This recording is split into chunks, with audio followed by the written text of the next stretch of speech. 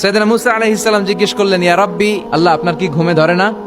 আল্লাহ বললেন, কোনো কথা বলা যাবে না, দুইটা গ্লাসের ভেতরে পানি নাও, পানি ভর্তি গ্লাস নিয়ে তুর পাহাড়ের উপরে দাঁড়াও। সাইয়েদনা মুসা আলাইহিস সালাম দাঁড়ালেন। আল্লাহরে আবার জিজ্ঞেস করলেন, আল্লাহ আমি জিজ্ঞেস করলাম কি আর আপনি করতে বললেন কি?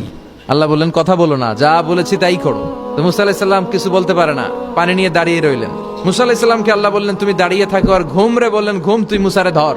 ঘুম যে এবার সাইয়েদনা মুসা আলাইহিস সালামকে ধরেছে। উনি ঘুমের ধাক্কায় আর থাকতে পারেন না, একবার ডানে যায় আরেকবার বায়ে যায়। ঘুমের ধাক্কায় হঠাৎ করে কাত হয়ে পড়ে যায় আর গ্লাসগুলো মাটিতে পড়ে খান খান হয়ে ভেঙে যায়। আল্লাহ ডেকে বললেন, মুসা বেশি কিছু হেফাজতের তো দায়িত্ব দেই নাই, শুধু দুইটা গ্লাস হেফাজতের দায়িত্ব দিয়েছি। ঘুমের কারণে এগুলোর হেফাজত করতে পারো নাই, ভেঙে খান খান হয়ে গিয়েছে। আমি যদি তোমাদের মতো ঘুমিয়ে যেতাম তাহলে পৃথিবীর সাথে সূর্য লেগে, সূর্যের সাথে চন্দ্র লেগে গোটা মহাবিশ্বটা এভাবে গ্লাসের টুকরার মতো খান খান হয়ে যেত রে মুসা।